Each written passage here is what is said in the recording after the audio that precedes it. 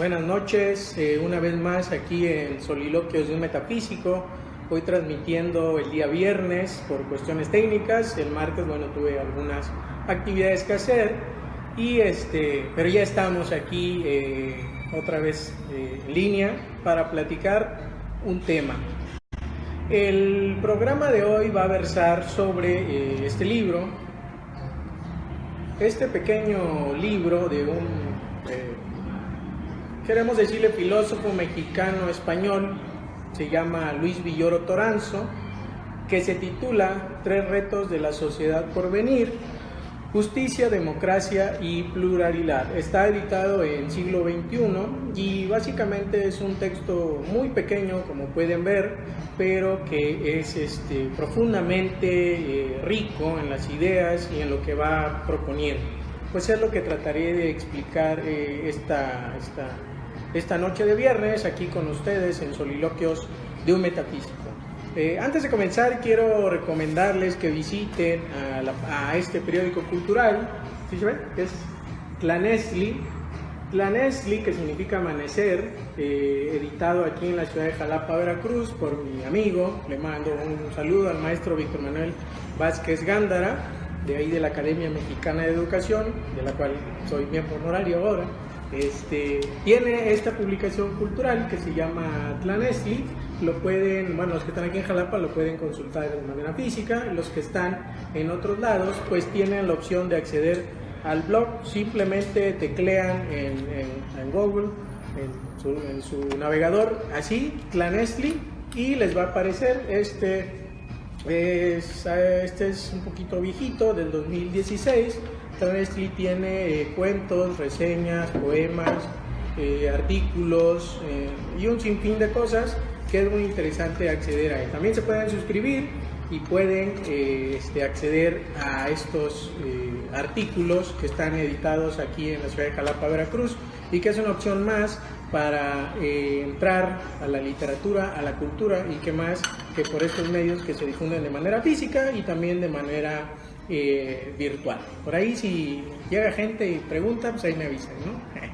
Bien, al final les voy a recomendar otro libro, el de Enrique Dussel, pero quería comenzar con Tlanesli, porque es un periódico cultural que tiene 4 años y que actualmente tiene ya sin fin de visitas, más de 100,000 visitas. Ojalá puedan acceder a él. Bueno, pues vamos al tema que nos ocupa.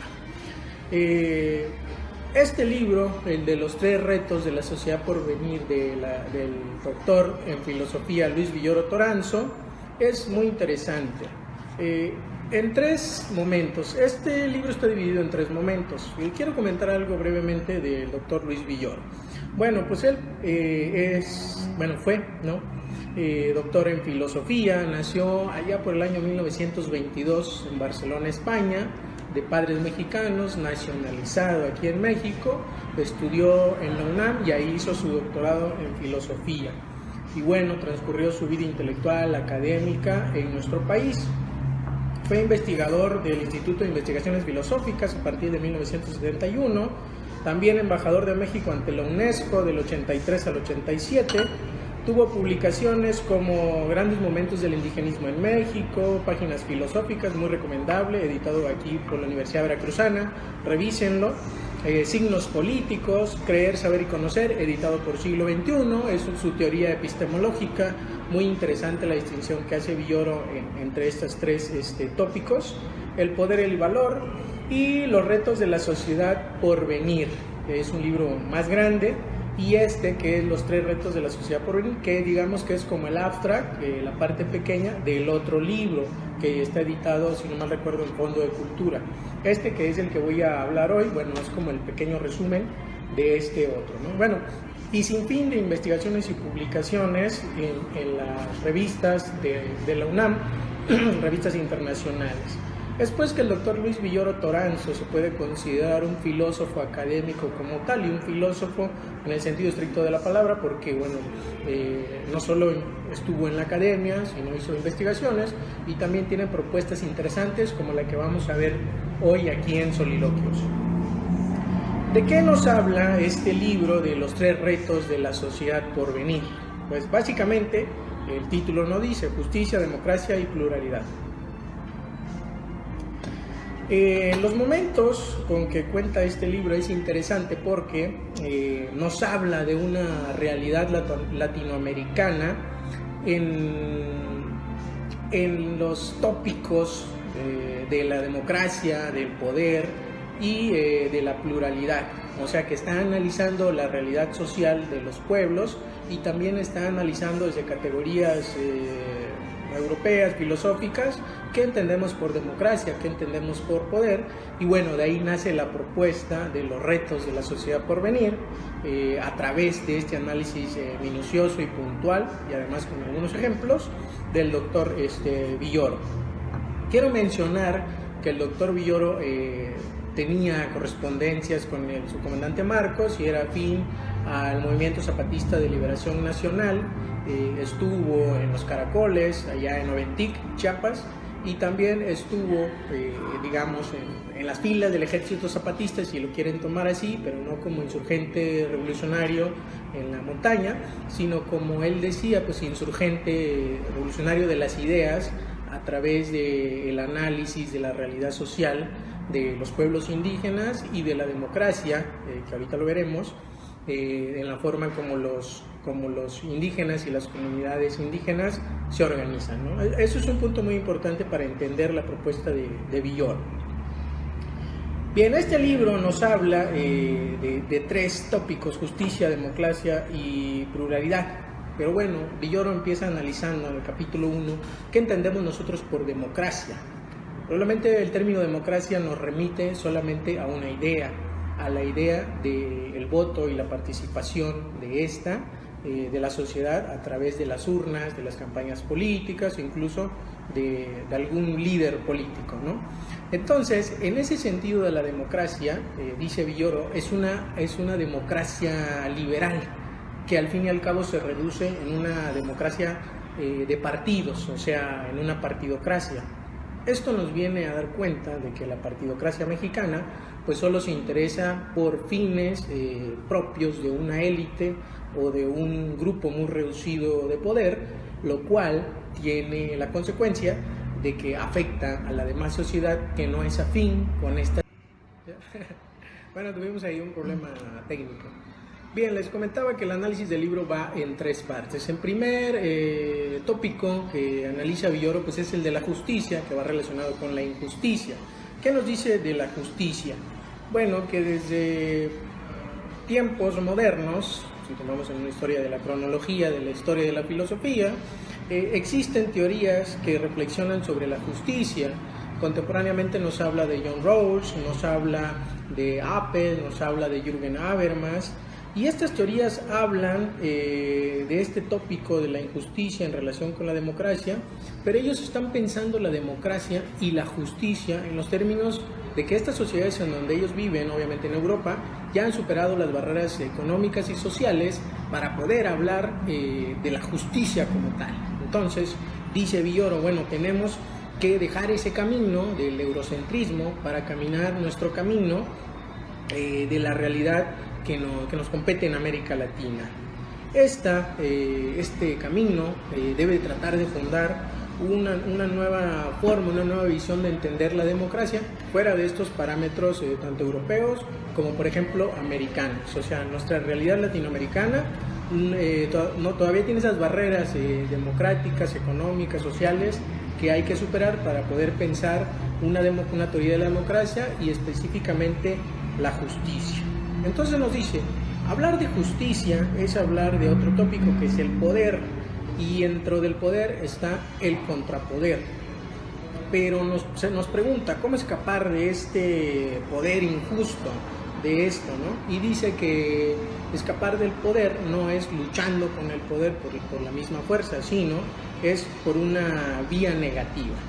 Y nos da tres características de poder entrar a esta discusión por la vía negativa hacia la justicia. En primer plano nos dice la experiencia de la exclusión por causas de injusticia. El segundo, el juicio de la exclusión como injusticia. Y el tercero, la proyección de un nuevo modelo de justicia. En estos ejemplos nos quiere decir Villoro que la experiencia de la exclusión por causas de injusticia se va a remitir, por ejemplo, a Fray Bartolomé de las Casas cuando llega a América y empieza a ver las injusticias cometidas por los conquistadores hacia los nativos americanos. Entonces, esa es una vía de la injusticia, porque se están afectando, los derechos humanos de los indígenas, y esa es una forma también de enfrentar al poder de la llamada justicia democrática o liberal, donde es la relación de poder de mandato a través del vis, de la fuerza. Otro ejemplo de exclusión de la injusticia sería la intolerancia religiosa, y nos comenta el caso de John Locke, que tuvo problemas por andar ahí diciendo cosas que no debía. Entonces es otra forma de injusticia. Y por última, la del proletariado en los derechos, habla de los derechos de los trabajadores y en base del capital, y cómo la explotación de los trabajadores se da en estas sociedades modernas a través de todo este mecanismo de estratificación de clases, en donde obviamente la justicia es tomada como el mandato hacia el débil, y la rebelión contra estos, no es bien vista, ¿no? Entonces, dice Villoro que nosotros debemos reconocer la vía negativa, porque la vía de la lucha contra el poder como contrapoder en estas dos vías, estas dos luchas de fuerzas, no nos puede llevar a nada positivo. Por lo tanto, debemos de tomar otra vía, que es la del reconocimiento del otro y evitar la exclusión por las diferencias. En ese sentido, lo que nos quiere decir Villoro es que para que haya una democracia también se debe de tomar en cuenta que existen otredades, que existen personas, que existen sujetos que están en una realidad social, que están en una comunidad, y que para que haya una verdadera democracia, la justicia debe tomar el reconocimiento hacia la otra persona, en un sentido negativo.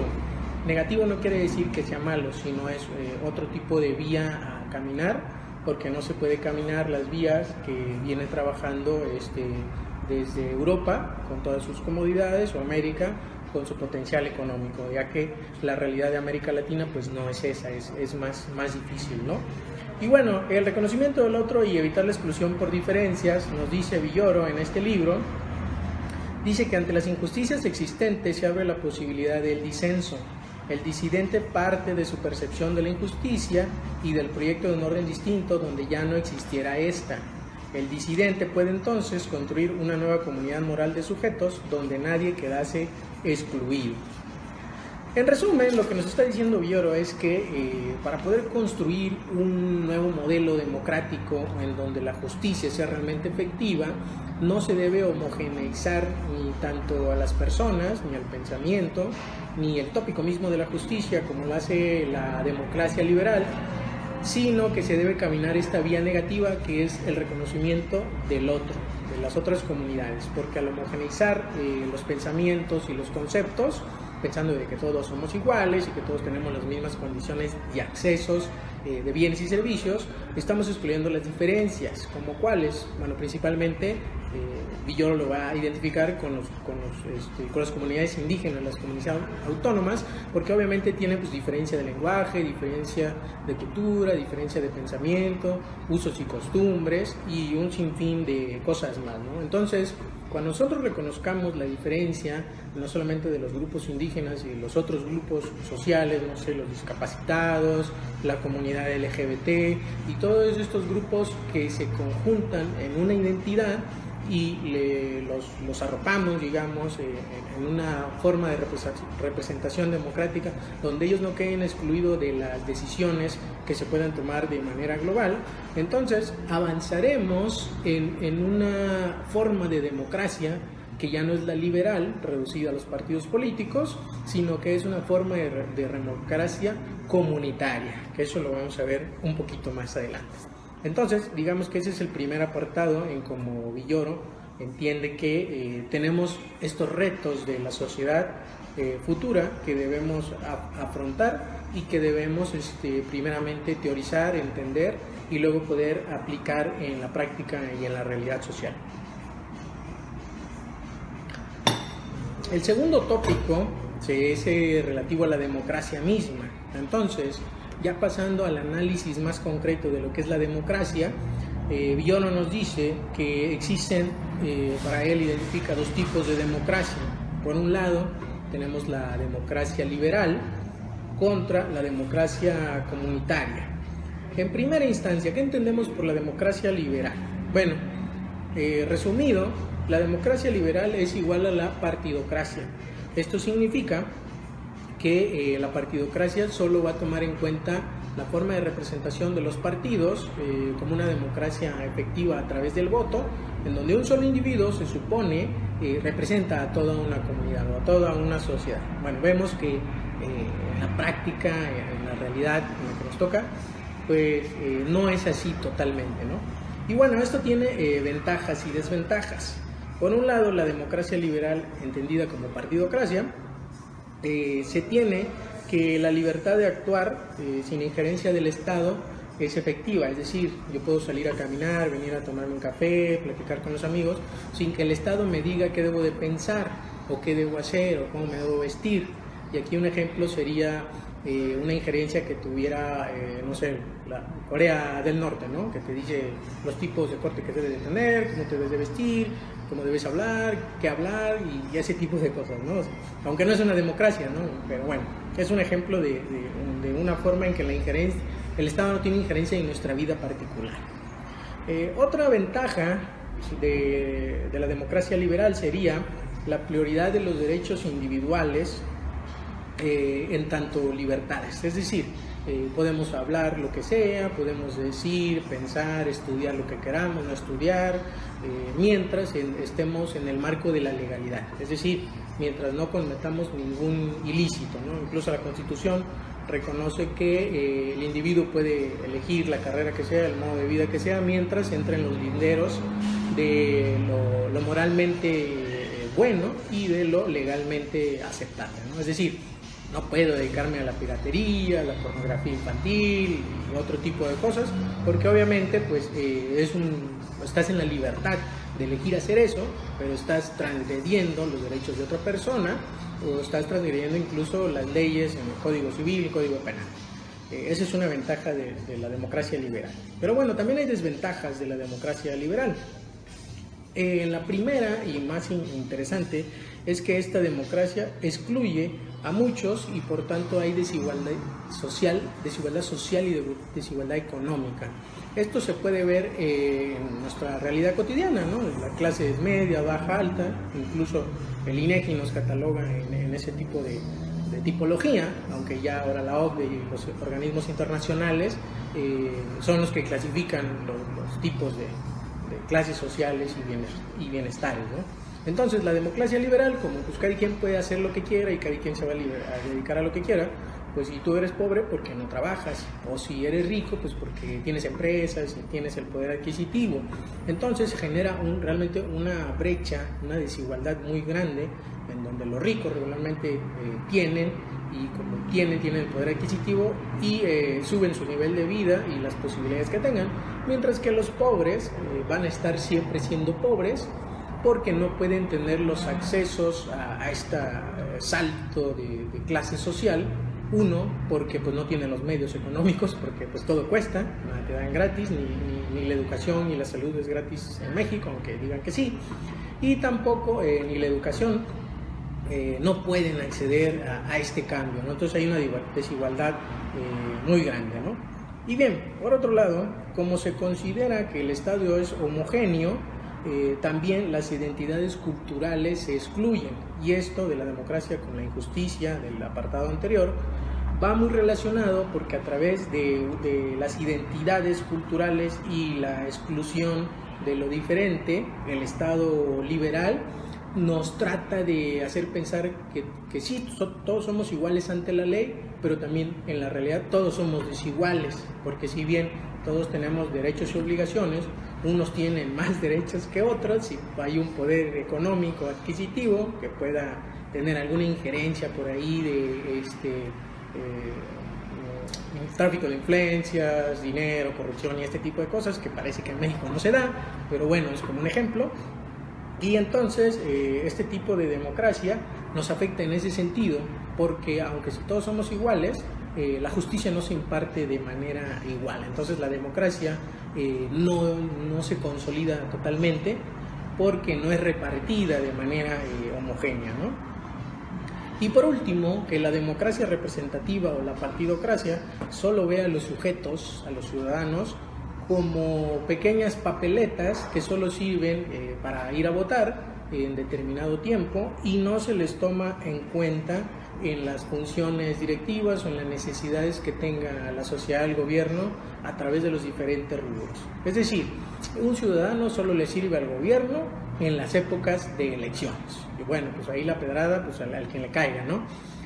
Solo le sirve en este sentido porque para la democracia liberal, a través de la partidocracia, un ciudadano solo va a ser cuantificado a través de una despensa, de un dinero y de un voto para hacer que acceda a una persona a hacerlo funcionario público, y a través de ahí, como ya está en la élite de los funcionarios públicos, pues ya no le interesa lo que diga la sociedad, ni le interesan las necesidades de las personas individuales, ¿no? De ti, de mí, de mi vecino, de la cuadra, de los grupos indígenas, de los grupos educativos, de los maestros, de los estudiantes, de las enfermeras. Ya no le interesa, ¿no? Porque hay políticas generales, hay políticas públicas que cumplir por el famoso bienestar de la colectividad, ¿no? La democracia representativa, liberal, tiene estas desventajas, ¿no?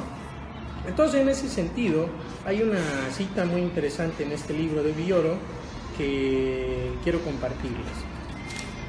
Esta nos dice: la democracia representativa liberal garantiza la igualdad ante la ley de todo ciudadano, protege su libertad personal y al mismo tiempo provoca la exclusión de un gran número de las decisiones colectivas, y la exclusión es la marca de la injusticia. Es decir, nos dan una cosa, pero al fin y al cabo esa cosa nos sale contraproducente porque nos excluyen de las decisiones importantes en la sociedad, ¿no? En esta famosa democracia liberal o reducida a la partidocracia. Pero bueno, ¿qué hay que hacer, dice Villoro, frente a la democracia liberal o la partidocracia? Bueno, pues tenemos la otra cara de la moneda, la democracia comunitaria. ¿Y qué es la democracia comunitaria? Villoro en este pequeño libro nos explica detalladamente y de manera muy profunda qué es la democracia comunitaria. Bueno, tiene las siguientes características. Primero, lo primero más importante que resalta es que no hay individualismo en el Estado. Es decir, la democracia es participativa. Todos tienen voz, todos tienen voto, todos hablan y todos pueden contar. 2. Reconoce el multiculturalismo. Hace especial énfasis en el multiculturalismo porque está pensando en que una sociedad no es homogénea como en la democracia liberal o la partidocracia, sino que una sociedad es multicultural, multilingüística, multiidentitaria, y a través de eso, en la democracia comunitaria, se toma esto muy en cuenta para tomar las decisiones que hay a ejercer en el gobierno. 3, que el compromiso es con el bien común. ¿Qué significa esto? Como la democracia liberal se enfoca en la individualidad, la democracia comunitaria se enfoca en el bien común. ¿Y qué es el bien común? Bueno, pues que no solamente haya cosas positivas o haya programas, haya acciones que beneficien a una élite, hablando de partidos políticos, religiosos, de poder, sino que las acciones se den en toda la comunidad, porque no hay identidad individual, hay una identidad colectiva. Entonces toda la colectividad participa en las decisiones, y en ese sentido la democracia comunitaria es otra forma de entender las cohesiones sociales y las relaciones sociales que se gestan en cualquier tipo de colectividad, sea muy pequeñita o sea muy grande, ¿no? Es otra forma de entender la democracia. Entonces, para Villoro, en México primero se necesita reevaluar las formas de vida de las instituciones comunitarias, porque el reconocimiento de las autonomías de los pueblos que componen la nación es la más importante. Y termina esta pequeña parte diciendo que este tipo de democracias comunitarias no existen solamente en la teoría, y aquí es lo muy interesante, existen en la realidad. Y bueno, ustedes se preguntarán, ¿De qué forma una democracia comunitaria con estas características que Villoro enuncia pueden existir? Pues sí, existen principalmente dos, y las menciona aquí en el libro. La primera sería las comunidades autónomas zapatistas, con este famoso visión de democracia comunitaria en el mandar obedeciendo, que bueno, más adelante explicaré el mandar obedeciendo, pero básicamente significa que el poder político no recae en una persona o en un grupo de personas, sino que el mandar obedeciendo significa que los que representan a la comunidad le preguntan a la comunidad qué es lo que se va a hacer y ellos transmiten nada más lo que se tiene que hacer en decisiones mínimas, como ir a cortar un árbol, traer agua, hacer un permiso de luz, una zanja, pero participan todos, ¿no? Entonces es el mandar obedeciendo. El poder se concibe de otra forma, no se concibe como la acción de infringir algo a través de la fuerza, ¿no? Eso no. Y bueno, las comunidades zapatistas son un ejemplo, y la comunidad de Cherán a través del Consejo de Gobierno Indígena. Estas dos formas de práctica de la realidad social, esta forma de entender la democracia comunitaria versus la democracia liberal o la partidocracia, son formas de entender la democracia comunitaria en la realidad que en México, es decir, en nuestra nación, están sucediendo en nuestra vida, en nuestra época contemporánea, están sucediendo en nuestro México, en Chiapas, o están sucediendo en Michoacán, ¿no? Incluso son objeto de estudio de antropólogos, sociólogos, politólogos y observadores internacionales que vienen a México a ver esta forma de organización de democracia comunitaria que se ejerce en la realidad. ¿No hay preguntas?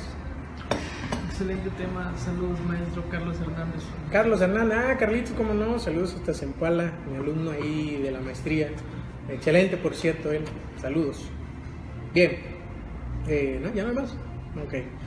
Bien, entonces, por último, para terminar este apartado, dice Villoro que hay convergencias y divergencias entre la democracia liberal y la democracia comunitaria. Por un lado, la concepción liberal toma a la persona individual como el único agente moral, o sea, va por el individualismo. La concepción de la democracia comunitaria toma a la sociedad preexistente, al individuo. La concepción liberal, la sociedad se explica por los individuos, mientras que la concepción comunitaria, la sociedad explica las características del individuo. En la sociedad liberal, el individuo es el fin de la sociedad, mientras que en la democracia comunitaria, los fines del individuo se realizan en la comunidad a través de todos. En la democracia liberal, la sociedad política cumple en garantizar los derechos básicos, la libertad entendida, mientras que en la democracia comunitaria, junto a los derechos individuales, existen los derechos colectivos. Es decir, yo no puedo pensar individualmente en mi bienestar, porque aparte de mí, debo de pensar en el bienestar de los que me acompañan en una comunidad. En la democracia liberal, el espacio público ofrece ámbito para actuación de la libertad y la competencia se da solamente en el marco de la tolerancia, es decir, marcado por las leyes o los ámbitos legales nada más establecidos. Mientras que en la democracia comunitaria se persigue el fin propio de todos, es decir, la comunidad. En la comunidad la solidaridad es la importante, es decir, pienso más en el otro, en el reconocimiento del otro, conmigo y en conjunto. En eso se resume un poquito la frase que dice el Consejo Indígena o los zapatistas, de no solo el mandar obedeciendo, sino de todos para todos, nada para nosotros.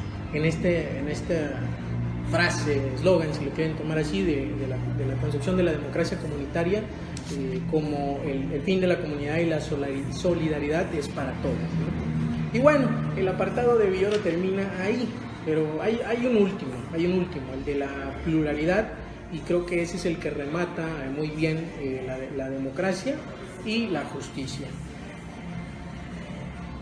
Bien, ¿qué nos dice Villoro de la pluralidad? La pluralidad, primero, en el último apartado de este libro, nos dice, primero, que hay que quitarnos la idea de que la modernidad nos ha traído muchas cosas positivas. Por un lado, la modernidad nos ha traído que quitarnos la ficción de que todo es bueno y homogéneo y de que hay un avance. Si entendemos la modernidad como el proceso de la globalización, en donde la sociedad comparte leyes y comparte homogeneidad de pensamientos hasta cierto punto, esto es heredado por la tradición en la historia de la filosofía, desde la sociología o de la historia, de que la sociedad es homogénea. Esta sociedad globalizada tiene múltiples formas de presentación, pero es globalizada, somos homogéneos. Y Villoro dice que hay filósofos, hay teóricos e intelectuales que están hablando de la modernidad y de la globalización. Por un lado menciona a Jürgen Habermas, que todavía vive, David Hell y William Klinkler. En este sentido, ellos dicen que ellos y estos teóricos identifican que la globalización y la modernidad ha traído la explotación inicua de los trabajadores, esto es decir, injusticias sociales, sociedades mal estructuradas, obviamente cambios en las estructuras sociales, económicas y políticas. Y según estos filósofos o teóricos, la solución es fortalecer las instituciones internacionales vigentes y crear nuevas para poder erradicar el mal que ha traído la modernidad en la era global. Es decir, solamente en esa frase, y bueno, a través de sus teorías, reduciéndolo ad minimum, esa sería como la solución. Pero Villoro, como siendo un filósofo pues muy puntual, nos está diciendo, esa concepción de entender los males de la globalización son insuficientes. ¿Por qué son insuficientes? Porque bueno, los males del capitalismo son bastantes. Primero, estos males del capitalismo han estragado los diferentes estratos sociales, económicos, de pensamiento, intelectuales, de lenguaje, y no solamente haciendo más fuertes las instituciones democráticas, de la democracia liberal, se va a cambiar a una mejor vida, a una mejor sociedad, y de ahí el reto de la sociedad por venir. Bueno, entonces, ¿cómo se puede hacer frente a este capitalismo mundial y a esta globalización? Primero, para Villoro, la pluralidad, es decir, el hombre plural que responde a la multiplicidad de culturas. En primera instancia, tenemos que romper el individualismo egoísta contra la primacía del bien común. Nos remite a la democracia como comunidad, la democracia comunitaria. Porque el individualismo es el resultado doloroso de la civilización moderna, es decir, solo pensar en mí, para mí y por mí. El famoso, la teoría del yo-yo, ¿no? Primero yo, luego yo, al final yo, y si hay espacio, pues después yo. O sea, eso es un reto de la sociedad por venir y hay que romperlo porque es un mal del capitalismo y de la globalización. Según Villoro, a mí no me reclaman. Pero bueno, sí comparto esas ideas también de Villoro, ¿no?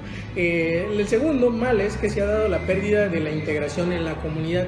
Es decir, como hay un individualismo y hay un egoísmo, yo no voy a tener una identidad con la otra persona, ni con un grupo de estudio, con un grupo de amigos, con un grupo de profesionistas, con un grupo de mis vecinos, porque él es diferente a mí y yo tengo más dinero, me he visto mejor, soy más guapo, soy más joven y bello, y ese tipo de cosas, ¿no? Se rompe la integración de nuestra comunidad porque me creo individual, especial y único.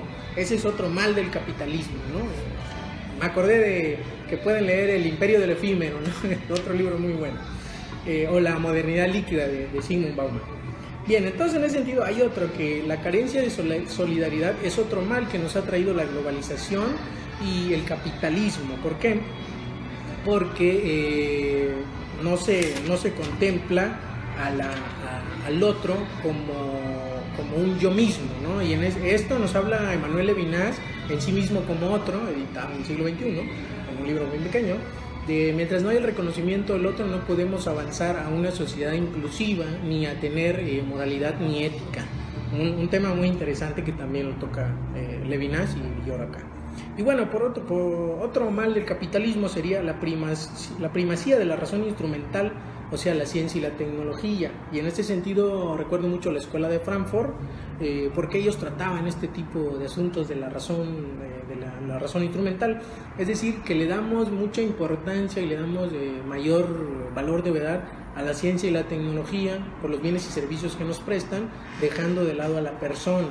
es pues que le damos un valor, si queremos verlo así jerárquico, más a la tecné, a los bienes y servicios, a la sociedad del conocimiento, porque parece que nos dan satisfactores más rápidos que, por ejemplo, ser leal, ser un buen compañero, ser un buen amigo, no faltar a la palabra, tener honor, y ese tipo de cosas que parece que ahora ya no importan, y que como no importan, pues podemos ser groseros, ser violentos, mentir, ser hipócritas, faltar a la verdad, no cumplir con nuestra palabra, y entonces la sociedad se va degenerando.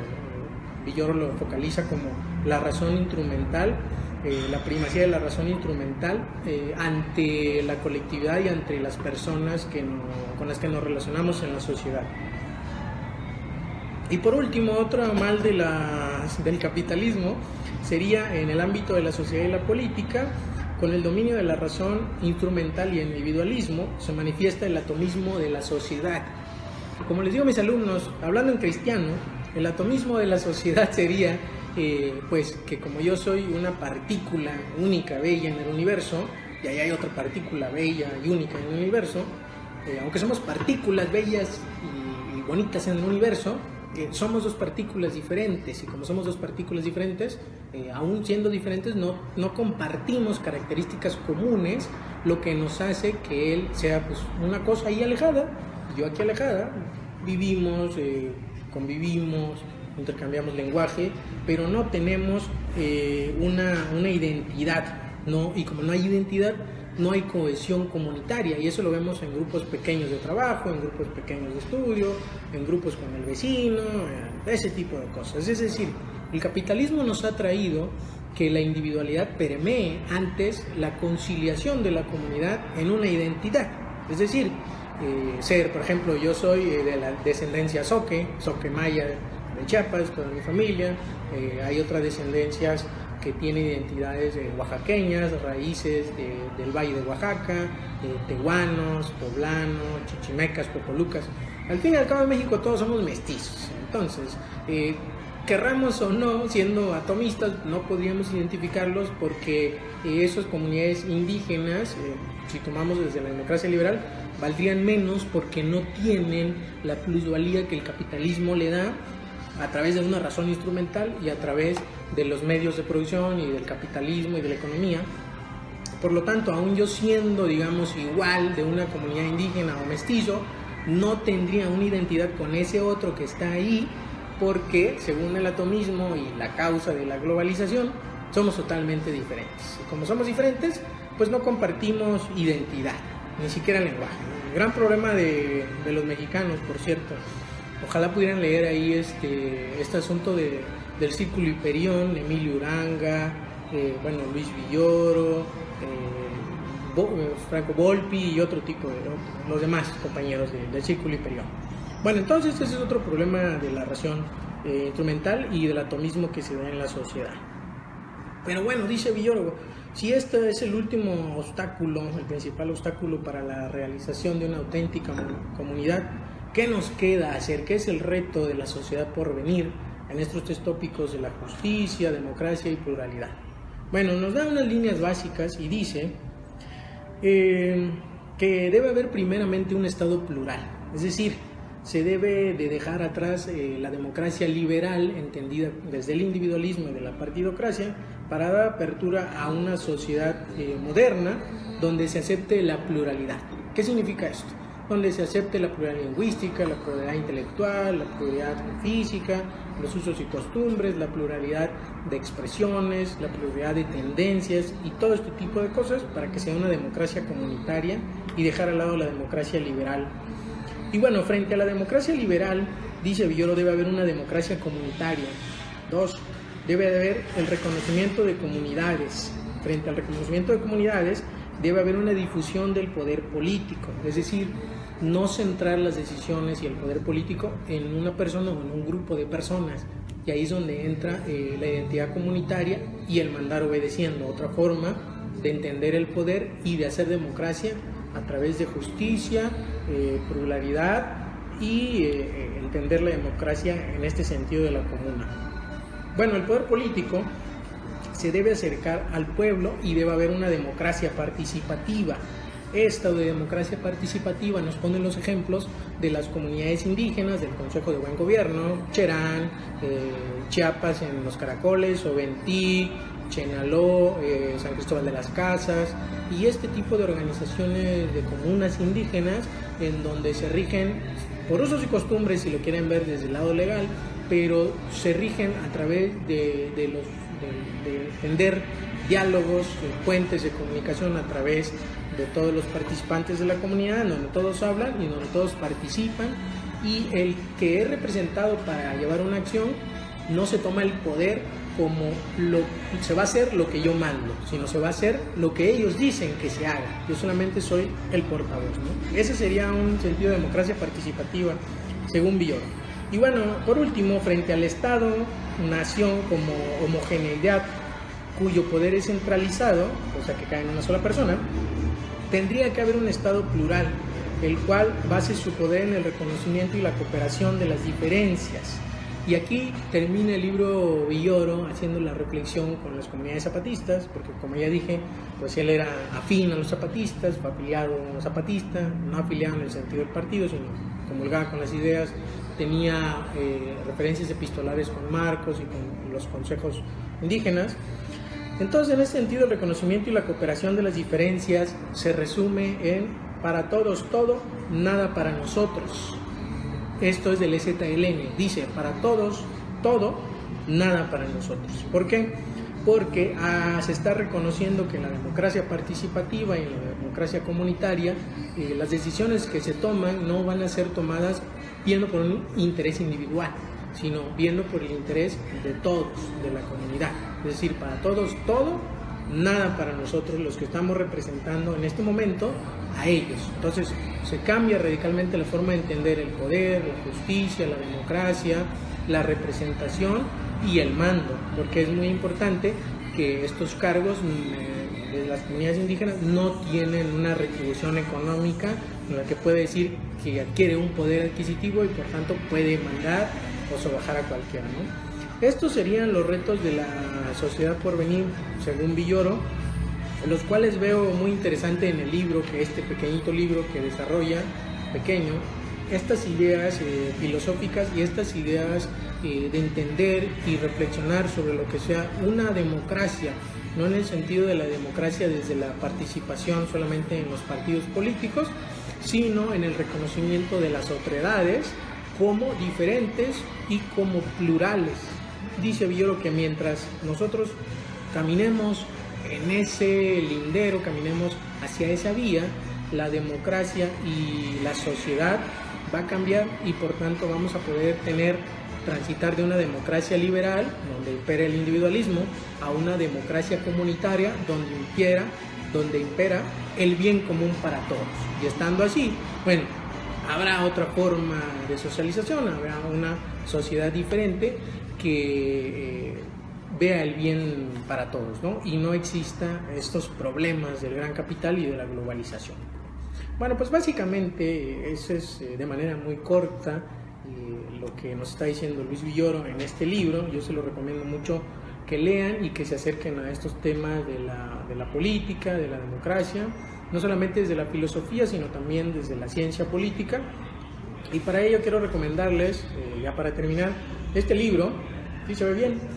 Que es el de 20 tesis de política de Enrique Dussel, filósofo argentino, ya nacionalizado mexicano, en donde nos habla de manera muy sencilla, a través de 20 frases, sentencias, tesis, de cómo podemos entender la política desde la democracia liberal, la emancipación de la democracia a través de estos procesos y desde una democracia desde la participación, ¿no? Es un libro muy ameno, es un libro que sirve muy bien para entrar también al estudio de los tópicos de la filosofía política, de la ciencia política, a través de autores muy sencillos, ¿no? Muy digeribles para aquellos que no quieren ser especialistas en el tema, pero les interesa ahondar en la literatura de la política, sobre los temas de la democracia, de la participación y este tipo de tópicos que hemos hablado. Bueno, pues no sé si hay algo por ahí que comentar todavía. nos comentan que no. Entonces, por mi parte, pues sería todo. Pues muchas gracias por ver luego este programa. Recuerden por ahí seguirnos en el Facebook como Soliloquios Metafísico, en el Twitter ando ahí como Sustantividad, y en el canal de YouTube, que ya tenemos más de 100,000 reproducciones. Hay unos videos que tienen más reproducciones que otras. Hay uno casi de 3,000 reproducciones, el de Javier Zubiri. Les gusta mucho lo del existencialismo, tiene como 5,000 reproducciones. También el de Nietzsche les gustó mucho. Yo no sé por qué a estos autores les gusta a la gente que nos ve. Bueno, es bueno. A mí en lo particular los leo, me gustan un ratito, pero no sé, como que no me quedo clavado en la textura, como digo regularmente, ¿no? Pero bueno, visiten el canal, si tienen sus comentarios, pues ahí déjenlos, luego los respondo. Y pues muchas gracias por escuchar. Entonces, nos vemos hasta la próxima semana, no sé si el martes.